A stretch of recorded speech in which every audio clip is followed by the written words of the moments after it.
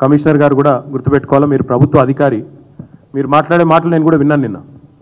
ఆయన చెప్తున్నాడు హైడ్రాను అడ్డుకుంటే హైదరాబాదే మునిగిపోతుందని మాట్లాడుతుండు. హైడ్రాను అడ్డుకుంటున్నట్టు హైదరాబాద్ మునిగిపోతుందట భవిష్యత్తులో. ఇక వీళ్ళు లేనప్పుడు హైదరాబాద్ లేనే లేదు, వీళ్ళు వచ్చినాకనే ఇప్పుడు హైదరాబాద్ అంతా చక్కదిద్దుతున్నాం, మొత్తం నాశనం అయిపోయింది అన్నట్టుగా బిల్డప్ ఇస్తున్నారు. అయ్యా మీరు విధ్వంసం చేయకపోతే చాలు, ఉన్న హైదరాబాద్ యాజ్ ఇట్ ఈజ్ ఉంచితే చాలు, ఉన్న కంపెనీలు ఉంచండి, రియల్ ఎస్టేట్ రంగాన్ని దెబ్బతీయకండి. హైడ్రా దెబ్బకి ఇప్పటికే రిజిస్ట్రేషన్ ఆదాయం తగ్గింది, మీ ఫైనాన్స్ సెక్రటరీని అడిగని చెప్తాడు. 1150 కోట్లు ఉన్నది 750 కోట్లకు పడిపోయింది. తెలుసుకోండి, భయపడతా ఉన్నారు కొనుగోలుదారులు, పెట్టుబడిదారులు భయపడుతున్నారు. అక్రమ నిర్మాణాలు అడ్డుకోండి, ఎక్కడ అడ్డుకోండి, బడ్డింగ్ స్టేజ్లో అడ్డుకోండి. కట్టిన వాటిని 50 ఏళ్ళ కింద కట్టిన వాటిని ఇలా కులగొడతామంటే నీ అయ్యే జాగీర్ కాదని చెప్పి మళ్ళొకసారి తెలియజేస్తూ ఇప్పుడు మేము క్షేత్రస్థాయి పర్యటన కూడా పోతా ఉన్నాం. రాయన్ నగర్ కాన్స్టిట్యున్సీ, రేపు అంబర్పేట, తర్వాత ఎల్బీ నగర్ వరుసగా పెట్టుకున్నాము. అన్ని కాన్స్టిట్యున్సీలు తిరుగుతాం. ఓల్డ్ సిటీలోని ఇతర కాన్స్టిట్యున్సీలు కూడా మేము ఎదురు చూస్తూ ఉన్నాం.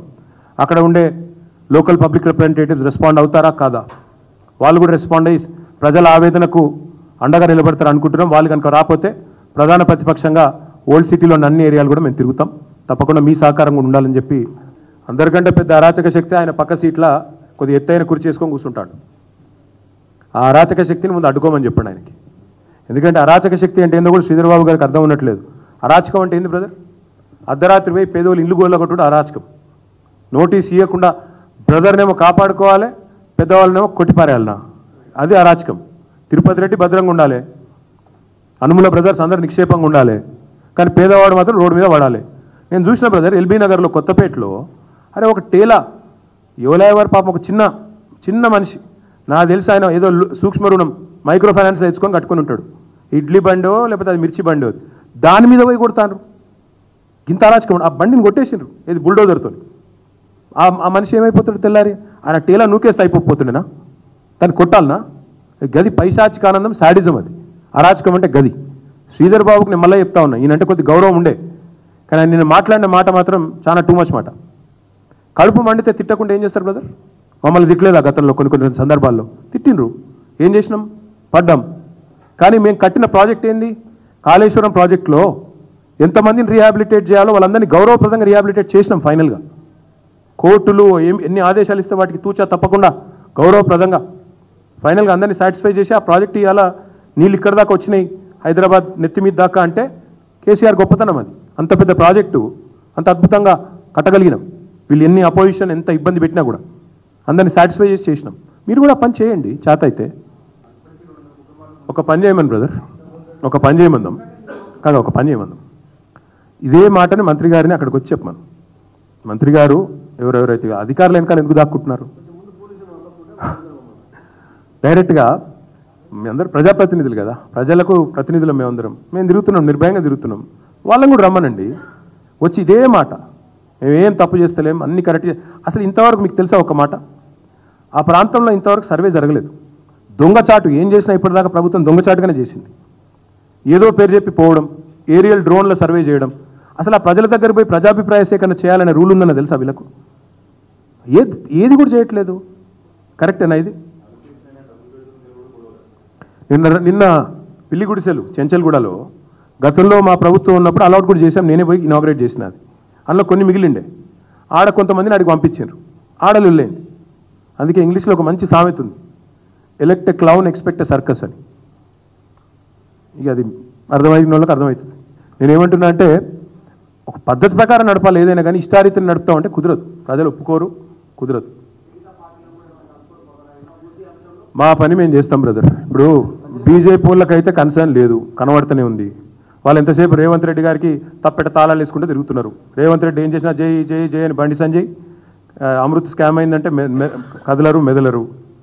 అదేవిధంగా ఇతర ఎన్ని అంశాల్లో కూడా ఇప్పటివరకు నేను గమనిస్తూ ఉన్నా, బీజేపీ ఎంపీలందరూ కాంగ్రెస్ ఎంపీల కంటే ఎక్కువ ఉత్సాహాన్ని ప్రదర్శిస్తూ రేవంత్ రెడ్డికి తప్పెట తాళాలు కొట్టుకుంటూ మంచిగా బ్రహ్మాండంగా చెక్కబదనం చేసుకుంటూ తిరుగుతున్నారు. ఇక వాళ్ళ నుంచి ఏం ఎక్స్పెక్ట్ చేయాలి బ్రదర్? భారతదేశంలోనే అతిపెద్ద కుంభకోణం జరుగుతుంది. మీరు కొద్దిగా లేట్గా వచ్చినట్టు అర్థమే, అందుకే చెప్తున్నా, భారతదేశంలోనే అతిపెద్ద కుంభకోణం ఇది. కాంగ్రెస్ పార్టీ వచ్చే జాతీయ ఎన్నికలకు రిజర్వ్ బ్యాంకుగా ఈ ప్రాజెక్టును వాడుకోవాలనుకుంటున్నది. మేమున్నప్పుడు ఈ ప్రాజెక్టు మొత్తం కూడా ఆనాడు మొత్తం ఇంక్లూడింగ్ ఈస్ట్ వెస్ట్ ఎక్స్ప్రెస్ వేతో సహా, ఇప్పుడు నేను చూపెట్టిన ఈ సుందరీకరణతో సహా మొత్తం కలిపి ఎస్టీపీల నిర్మాణంతో సహా ఆనాడి లెక్క 16,000 చిల్లర కోట్లు మొత్తం డీటెయిల్ ప్రాజెక్ట్ రిపోర్ట్ అప్పటిది ఉంది. ఇంకొక పని కూడా చేస్తాను నేను. ఆ రోజు నేను మంత్రిగా గ్లోబల్ డిజైన్ కాంపిటీషన్ ఆహ్వానించిన. ఆ గ్లోబల్ డిజైన్స్ కూడా నేను ఇక్కడే మా హాల్ ఉంది కదా ఇక్కడ పార్టీ ఆఫీస్లో, ఆ హాల్లో మొత్తం ఎగ్జిబిట్ చేస్తాను. ఒక 4-5 రోజుల తర్వాత అవన్నీ కూడా తీసుకొస్తాను. నా ఫోన్లో ఎక్కడ ఉంటాయి ఎతకాల, నా కంప్యూటర్లో ఫోన్లో ఎక్కడ ఉంటాయి ఎతకాల. ఎతికి మొత్తం ఆ రోజు 9 సంస్థలు, అంతర్జాతీయ సంస్థలు, ఇంగ్లాండు ఇంకా ఇతర దేశాల నుంచి 9 సంస్థలు వచ్చినాయి ముంగటికి. ఫైనల్ డిజైన్స్ కూడా అప్రూవ్ అయినాయి. ఎలక్షన్ తర్వాత చేద్దాంలే, మళ్ళీ అధికారంలోకి వస్తాంలే అని చెప్పి అట్లా పెండింగ్ పెట్టాం తప్ప మేము దాన్ని ప్రజలను డిస్టర్బ్ చేయకుండా చక్కగా చేద్దాం అనుకున్నాం. అవన్నీ కూడా మీకు డిస్ప్లే చేస్తాను. 16,000 కోట్లలో అయిపోయే ప్రాజెక్టు 1,50,000 కోట్ల ప్రాజెక్ట్ ఎందుకైందనేది ముఖ్యమంత్రి గారు చెప్పాలి, ఆయన మంత్రివర్గం చెప్పాలి. మూసీని ప్రక్షాళన చేయాల్సిందే. ప్రక్షాళన అంటే ఏంటి బ్రదర్? అందులో మురికి నీరు ఉండకూడదు. దానికోసం ఏం చేశాము? 4,000 కోట్ల రూపాయలతో ఎస్టీపీలు కట్టాము. మీరు దయచేసి మొన్న నాతో వచ్చారు, మీరు ఏది ఫతేనగర్ ఎస్టీపీకి వచ్చినారు, ట్రీటెడ్ వాటర్ చూశారు. మిగతా అన్ని ఎస్టీపీలు కూడా నేను తిరుగుతాను, మీరు కూడా రండి చూపెడతాను. ట్రీట్మెంట్ ఆల్రెడీ చేస్తున్నాం. మూసీలోకి ఇంకా అది అత్యంత కలుషితమైన అనే మాట భవిష్యత్తులో ఉండదు, ఎందుకంటే థ్యాంక్స్ టు కేసీఆర్ ఆల్రెడీ ఎస్టీపీలు అయిపోయినాయి. ఇప్పుడు మీరు చేయాల్సిందల్లా ఏంటంటే, వీళ్ళు చేయాల్సిందల్లా ఏంటంటే, రివర్ బెడ్లో ఎవరైనా ఉంటే వాళ్ళని ఒప్పించి, వాళ్ళకు మీరు భవిష్యత్తులో వరదల వల్ల ఏమైనా ఇబ్బంది ఉంటుంది అనుకుంటే వాళ్ళకు ఇప్పుడు ప్రజాభిప్రాయ సేకరణ చేయకుండా, ప్రాజెక్ట్ ఎందుకోసం చేస్తున్నారో చెప్పకుండా, అసలు ఫస్ట్ ఆఫ్ ఆల్ గవర్నమెంట్లో స్పష్టత లేదు బ్రదర్. సుందరీకరణ చేస్తున్నారా, మీరు అన్నట్టు ప్రక్షాళన చేస్తున్నారా, లేదా రివర్ ఫ్రంట్ డెవలప్మెంట్ చేసి పక్కకి ఏమైనా బిల్డింగ్లు కడతారా? కానీ నేను లాస్ట్కి ఒక ప్రశ్న అడుగుతా రాకేష్. ఇప్పుడు గతంలో 30 ఏళ్ల కింద 40 ఏళ్ల కింద ఒక మల్లయ్య అంటే ఆయన ఇల్లు కట్టుకున్నాడు, ఏది బఫర్ జోన్లో కట్టుకున్నాడు. ఇదే కాంగ్రెస్ గవర్నమెంట్ ఇచ్చింది పర్మిషన్. 30 ఏళ్ళకెళ్ళి ఆడు ఉంటాడు, ఇంకా కూడా లోనో గినో తీసుకోవచ్చు, దాని మీద ఉంటుంది. ఇప్పుడు ఆ మల్లయ్య ఇల్లు కూడా కొట్టి రేపు మాల్ కడతా అంటే ఏం కాన్సెప్ట్ ఏంది అసలు? అంటే మల్లయ్య ఇంట్లోకి వెళ్ళి వచ్చే సీవేజ్ ఏమో సకటిది కాదు, రేపు మాల్ కడతాళ్ళకి వెళ్ళి వచ్చే సీవరేజ్ మాత్రం పర్వాలేదా? నువ్వు చెప్పిన ప్రక్షాళననే వాస్తవం అయితే మరి మొత్తం బఫర్ జోన్ పెట్టి మొత్తం క్లీన్గా పార్కులు లేదా గ్రీన్ ఏరియా పెట్టాలా. కానీ ప్రభుత్వం ఏమంటుంది, ఇది ఒక రియల్ ఎస్టేట్ ప్రాజెక్ట్ మాదిరిగా చేస్తా అంటుంది. ముఖ్యమంత్రి గారు చెప్పింది నేను విన్నాను గోపన్పల్లిలో, మొత్తం ఏదో టవర్స్ కడతా, ఇది చేస్తా అది చేస్తా. నువ్వు పేదవాళ్ళ గుడిసెలు తొలగించి రియల్ ఎస్టేట్ వ్యాపారం చేస్తా అంటే పేదవాడు ఎందుకు ఒప్పుకోవాలి మరి? కరెక్ట్, నువ్వు పునరావాసం కల్పించకపోతే ఎందుకు వినాలే?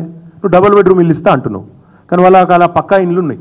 ఒక్కొక్కరు పాపం 3-4 వేల స్క్వేర్ ఫీట్లలో ఉన్నారు. నువ్వు తీసుకుపోయి 560 స్క్వేర్ ఫీట్ల డబుల్ బెడ్రూమ్ ఇల్లు నడిబొడ్డున హైదరాబాద్ నడిబొడ్డుకి వెళ్ళి తీసుకుపోయి ఊరవతలు ఇస్తా అంటే ఎట్లా పోతారు? ఎట్లా కన్విన్స్ చేస్తావు? అందుకే నేను అనేది, ఫస్ట్ ప్రభుత్వం చెప్పండి మీ ప్రాధాన్యం ఏంటి? మీరు ఇచ్చిన గ్యారంటీలు అమలా, లేకపోతే ఈ షోకులు, ఈ షోపుట ప్రాజెక్టుల, దీనివల్ల ఎవరికి లాభం? దీనివల్ల రిటర్న్ ఆన్ ఇన్వెస్ట్మెంట్ ఏంది? రాష్ట్రానికి కొనగూరే ప్రయోజనం ఏంది? అసలు ఇప్పటికి మీతో ఐటీ కంపెనీ వాళ్ళు ఎవరు తహతహలాడుతున్నారో వచ్చి ఆడ మూసి కాడ పెట్టుబడి పెడతా అని ఒక పేరు చెప్పు. ఏ ఐటీ కంపెనీ ఆయన వచ్చి నేను ఆడ బిల్డింగ్ను అర్జెంట్ గట్టి నేను ఆడ పోయి దుకాణం పెడతా అని చెప్పిన ఒక పేరు చూపెట్టు. మలక్పేటలో నేను ఆల్రెడీ స్టార్ట్ చేసిన ఐటీ టవర్, నేనే పోయి ఫౌండేషన్ వేసి వచ్చిన. ఆడ హైదరాబాద్ ఎంపీ నేను పోయినాం. ఇప్పటివరకు ఆపేసిండు దాన్ని. ఇప్పుడు కావాలంటే అడగొచ్చు, మీరు పోయి చూడొచ్చు. మలక్పేటలో ఎక్కడేసిన గొంగలు అక్కడనే అన్నట్టు మేము వేసిన ఫౌండేషన్ అట్లే ఉంది. మా మహమూద్ బైక్ మొన్ననే చెప్పిన నేను, చూసి రండి అని. ఫస్ట్ నీకు చేత అయితే ఆడ ఐటీ నిజంగానే ఓల్డ్ సిటీకి రావాలన్న ఇంట్రెస్ట్ ఉంటే మలక్పేట ఐటీ టవర్ పూర్తి చేయి. నీకు చిత్తశుద్ధి ఉంటే ఆ పని చేయి. అదేది చేయకుండా నా ఇష్టం ఉన్నట్టు నేను చేస్తా అంటే మాత్రం ఖచ్చితంగా వదిలిపెట్టాం. ఇప్పుడు రంగనాథ్ గురించి ఇంకోళ్ళ గురించి నేను మాట్లాడినా, నేను రేవంత్ రెడ్డి గురించి మాట్లాడుతున్నాను.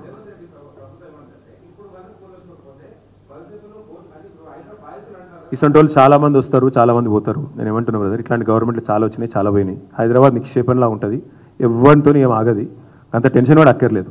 1908లో వరదలు వచ్చినాయి. ఆ తర్వాత 1920లో జంట జలాశయాలు కట్టారు విశ్వేశ్వరయ్య గారు. 2020కి కరెక్ట్గా 100 ఏళ్ళు నిండింది. మళ్ళీ మనకు అక్టోబర్ 2020లో వరదలు వచ్చినాయి. కాబట్టి వరదలు వచ్చేది ఎప్పుడో ఒకసారి వస్తుంటాయి. అది కూడా ప్రకృతి వైపరీత్యం, ఈ గ్లోబల్ క్లైమేట్ చేంజ్ కానీ ఇంకోటి కానీ దానివల్ల వస్తుంటాయి, నేను కాదంటలేదు. ఎంక్రోచ్మెంట్స్ అక్కడక్కడ ఉంటే వాటి విషయంలో FTL లోపల ఉండి రివర్ బెడ్ లోపల ఉంటే దానికి ఒక మానవీయ పద్ధతి ఉండాలి. అంతేగాని మా తమ్ముడికి ఒక న్యాయం, బామ్మర్దికి ఒక న్యాయం, బలహీనులకు ఒక న్యాయం అంటే ఊకో. అది నా పాయింట్. Thank you.